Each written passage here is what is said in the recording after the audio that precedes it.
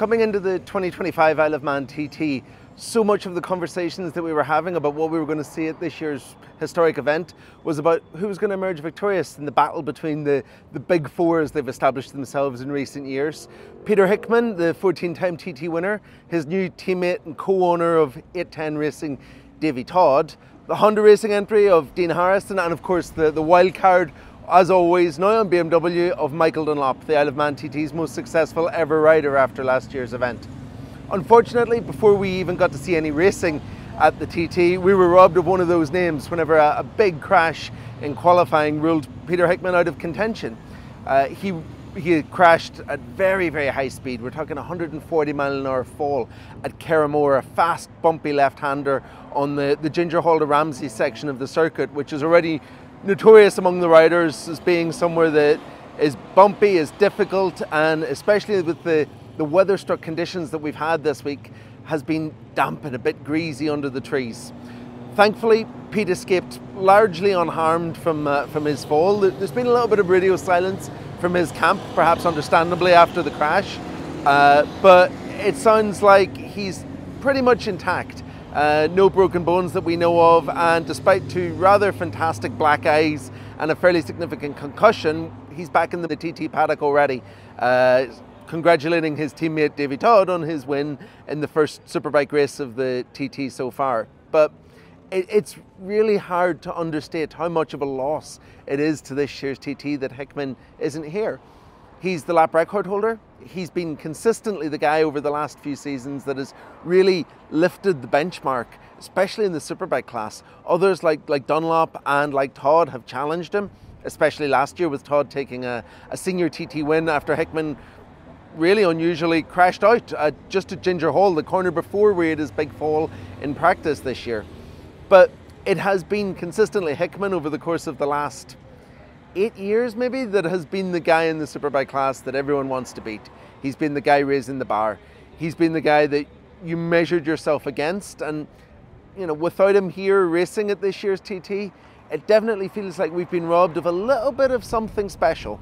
Yes, they're still racing on, as they always do here, and yes, we've still seen fantastic racing in the opening Superbike battle between Todd and Dunlop, but you get the sense that had Hickman been in it, it would have been a little bit more than what we got. Of course, for Hickman as well, it's a big loss. You know, yes, he's a regular in the British Superbike Championship, and as soon as he's back to full fitness, we'll see him back racing there, but the TT is the event that everyone gears their year towards. You aim for TT whenever you're a rider of his level. To try and get a little bit of a feel for that, I went into the TT paddock and found someone else that's been in a familiar position to what Hickman's in right now, losing out on the event before you even really got going. Former TT winner, Lee Johnson. Lee, you've been in the situation that Peter Hickman's found himself in before, where your whole year is built up to coming into TT and then it kind of all disappears on you. Like, what's he going to be going through at the minute?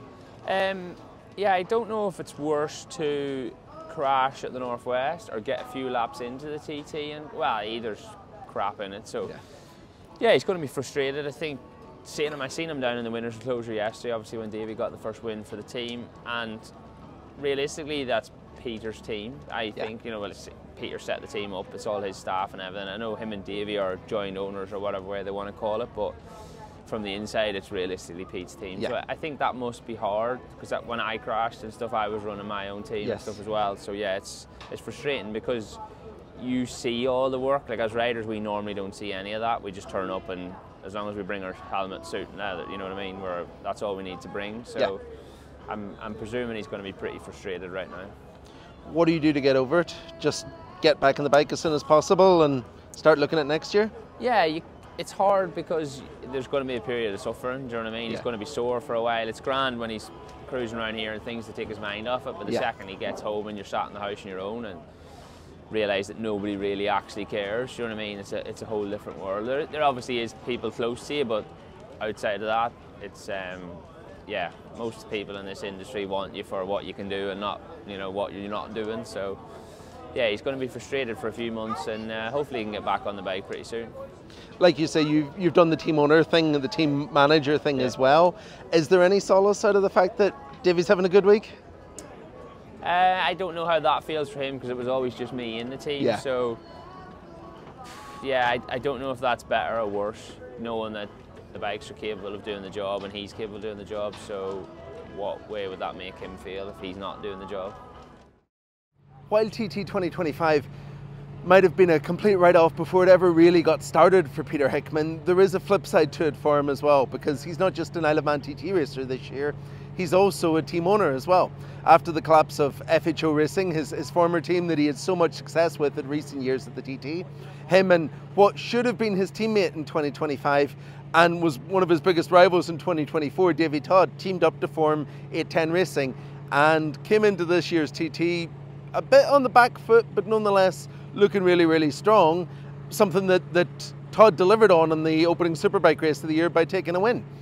It's been a tough week for him, I think, not just because of the injury to his team boss and his mate, but also because of the fact that they've been on the back foot, not just because of Hickman's crash, but as a whole, with a brand new BMW M1000 RR that they had to turn around in a very, very short period of time. But thankfully it paid off.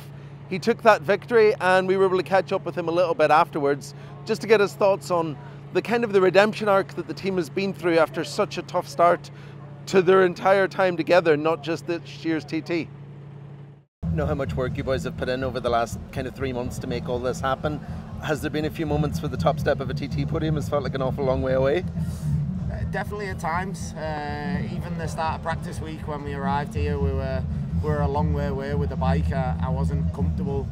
We've not had any testing at all. I was going to say a little bit, but we actually have had zero. Our testing has been round 1 and round 2 of BSB in the Northwest.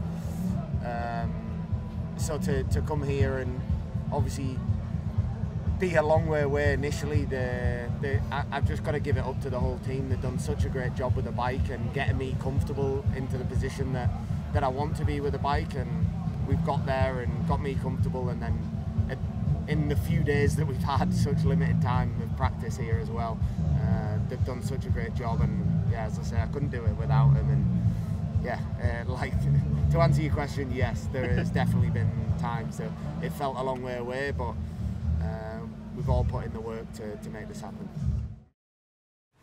The most important piece of news to come out of the Peter Hickman crash and the aftermath of it for me is the fact that essentially he's injured, yes, he's battered and bruised, but he's also largely okay, which is quite remarkable given where he crashed. He crashed at a fast, dangerous, scary corner. He says he was doing over 140 miles an hour when he went down, and to get away with with bumps and bruises and a few relatively minor injuries in the grand scheme of things after that is testament not just to an element of luck, but to the work that the TT organisers have done over the last few years. We know that this circuit is dangerous and we know that this race is dangerous. There's no way around that. That is the reality of the Isle of Man TT and racing here. But on the flip side, because of that kind of inherent danger and risk, the organisers here work harder than they do in practically any other form of motorsport. The safety precautions, the work that they do, the actions of the medical team, everything here is really, really proactive. Whereas a lot of race series, including MotoGP, tends to be reactive. The changes, the improvements, the modifications come after something bad happens, not before it. We've seen TT working hard to resurface parts of the course, to change the kind of camber and gradient, the smoothness, the bumpiness of some sections of the course, and where Hickman crashed is notoriously one of the most bumpy sections. We've seen them remove trees to improve not just safety in terms of things in the kind of the path of crashed riders, but also visibility, the sight lines, the way that the sun affects riders in late evening sessions. And I think all of that's relevant to what we saw where he crashed. They are also very proactive in kind of the immediate emergency treatment. They stopped the session. They had really, really world-leading doctors with them within minutes, which is a huge plus. And while there will always be that inherent risk to TT, it's good to see that at least there's a race where, things are being done proactively to mitigate those risks as much as possible. And I think the fact that Hickman is immediately back in the paddock after his crash is testament to at least some of the work done by TT organisers and the medical team on that front.